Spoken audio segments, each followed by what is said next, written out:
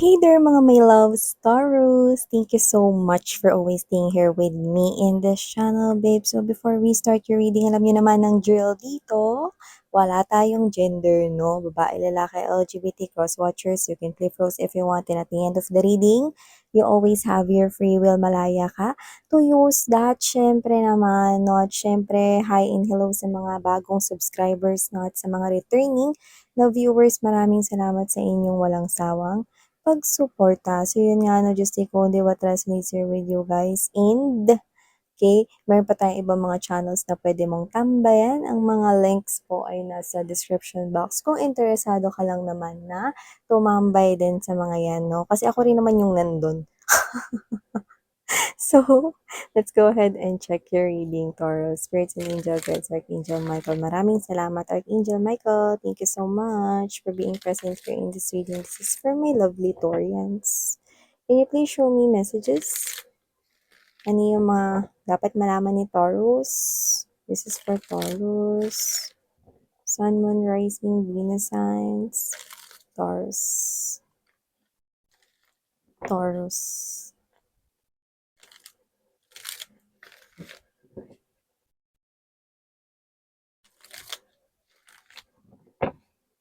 Taurus.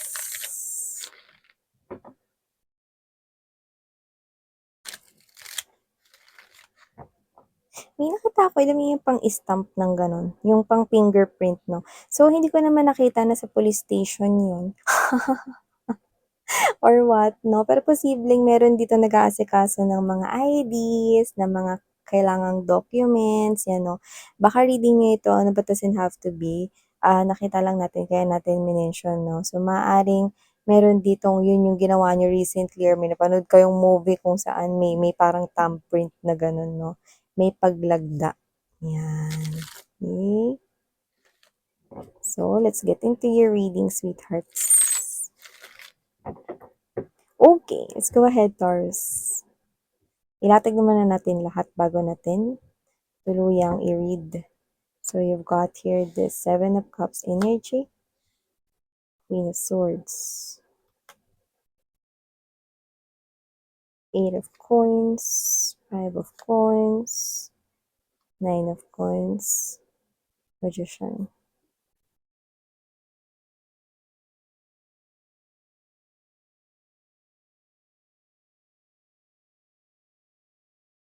Wow! When it comes to your love life, may isa akong bagay na gustong itanong sa'yo, Taurus.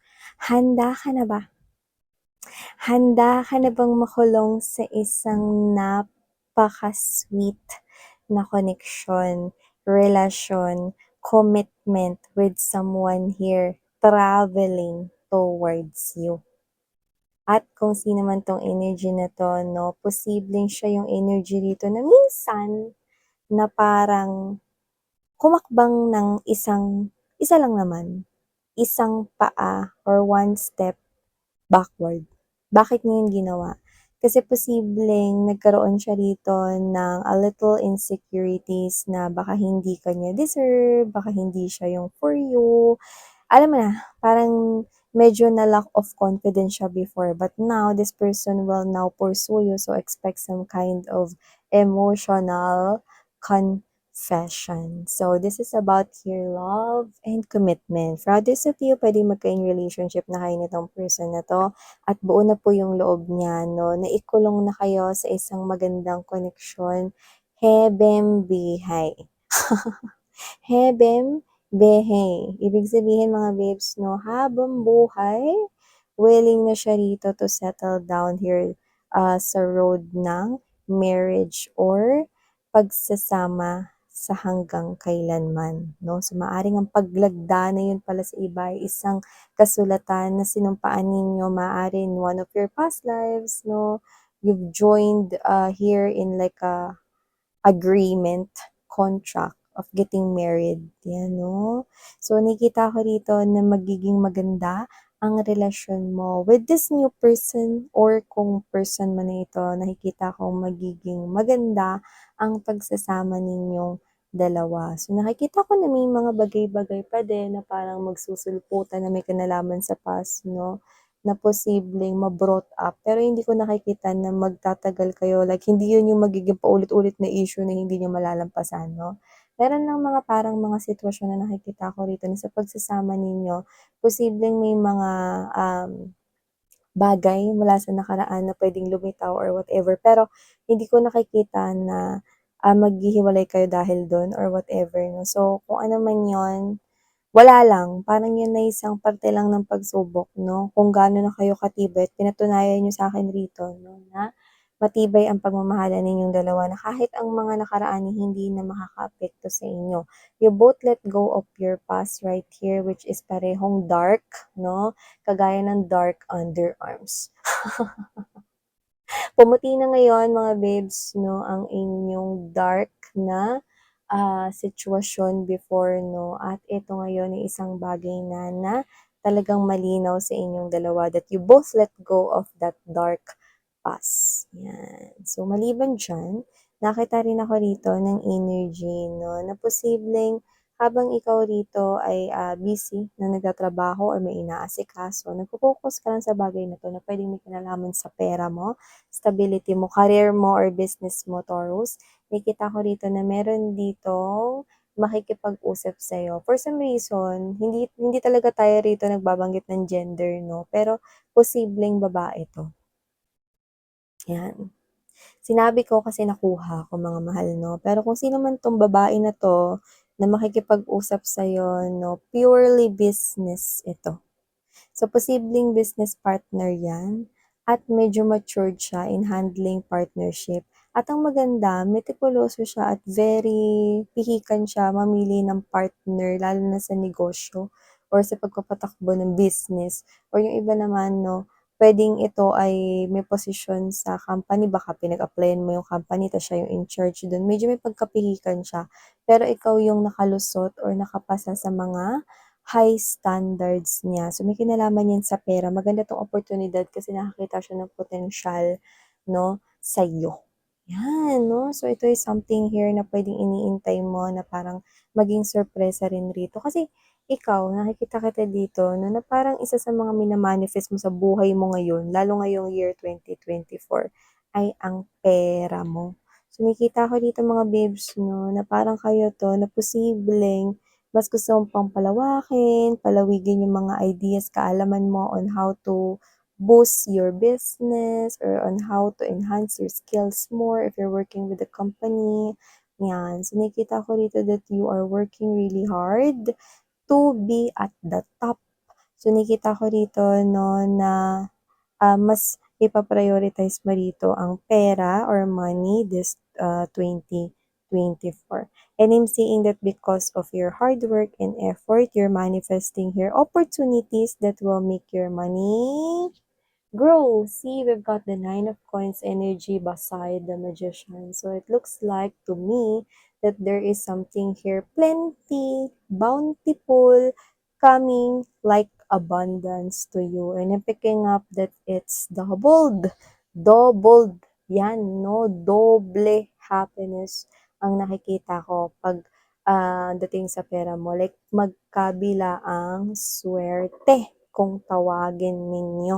Yan 'no, pero yun ay hindi coincidence lang kundi talagang meant na dumating yang double happiness na yan sa buhay mo. Ang bongga nun 'no, Taurus 'no. So maliban diyan mga babes, nakikita ko rin dito na meron ditong, klase ng energy kung saan itong energy na 'to 'no is kailangan niya ngayon ng tulong mo.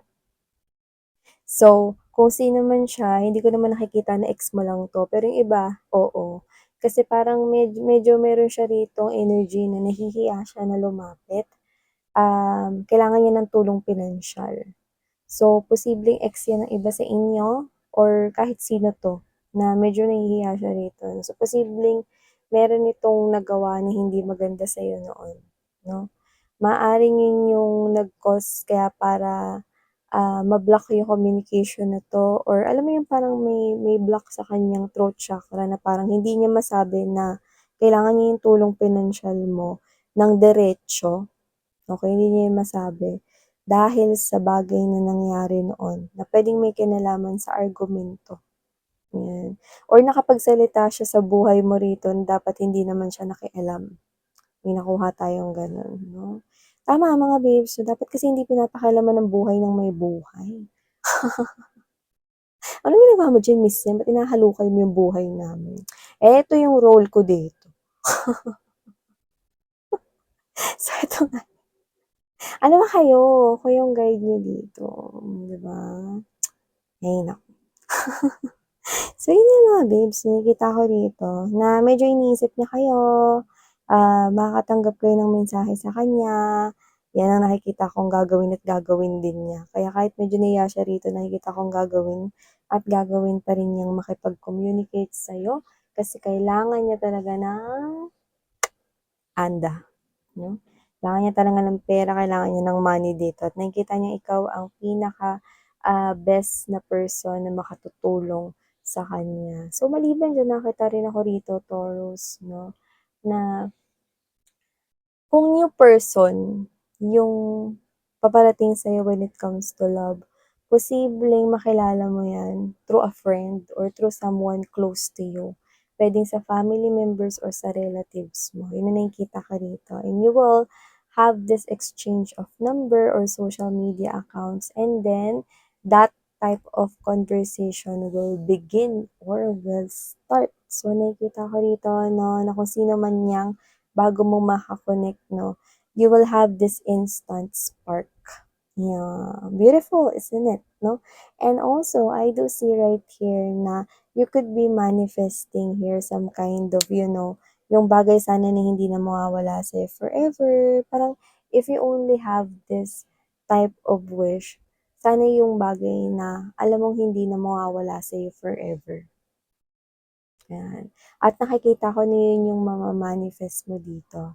Because it's showing me here that this is you. You are someone here who did not give up to your dreams. Okay? Others might think of that as, na nga yan, is imposible yan. Ayaw mo na yung pagkaroon ng pansin, it's just a waste of time.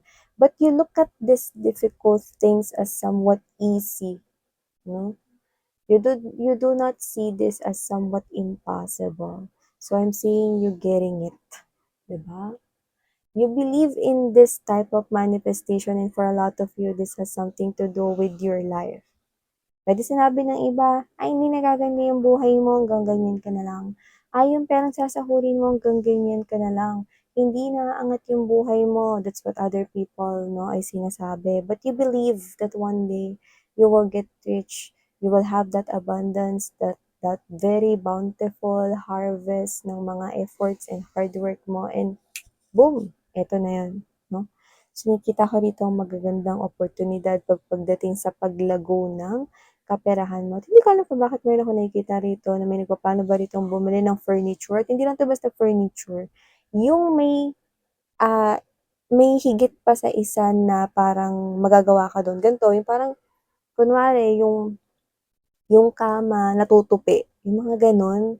Parang less space, mga ganyan 'no, or yung bookshelf puwede mo siyang i-transform sa mesa, may gano'n. Parang yung function niya is hindi lang isa, 'yan 'no. May gano'n tayo rito nakikita, may nagpaplano rito na bibili ng gano'n.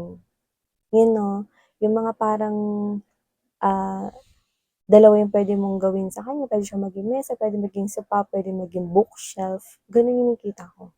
So, it could be any furniture, okey? Pero, sobrang ganda ng quality at yung features niya sobrang magagamit mo talaga, 'yan. Humingan tayo ng quality.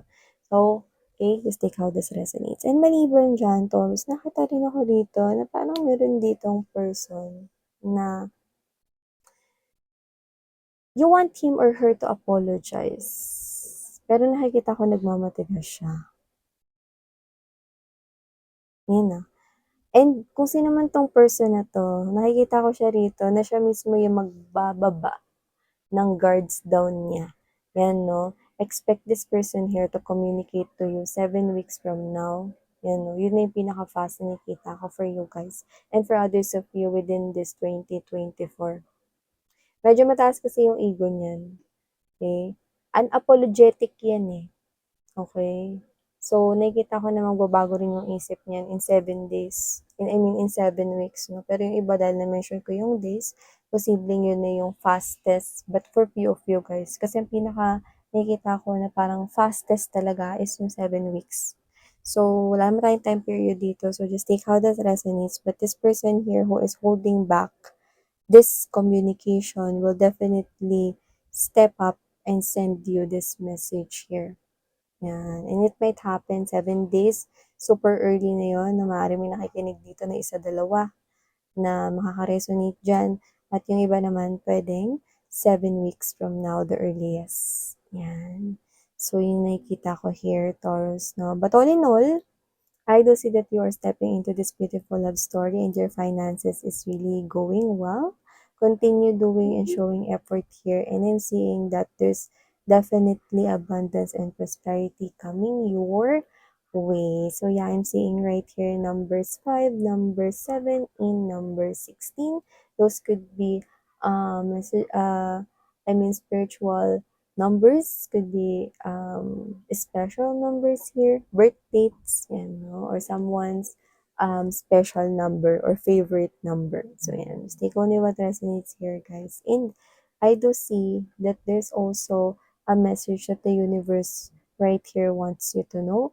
And with this Queen of Swords energy and there's this Nine of Pentacles, spirits are saying, think before you spend your money, because spirits are saying that in the upcoming weeks you will definitely see this sale right and left. Big discounts everywhere. So whatever the case may be, I do not know where is that. Might be mall, might be sa mga online shops or boutiques. I'm picking up that you could be possible na mag-spend ng money for that, and you could be spending here more likely more than one, no? Yung nakikita ko rito. So, think wisely, no? Spend your money wisely. So, thank you so much, Taurus. Sarang hail, love, and light. Ano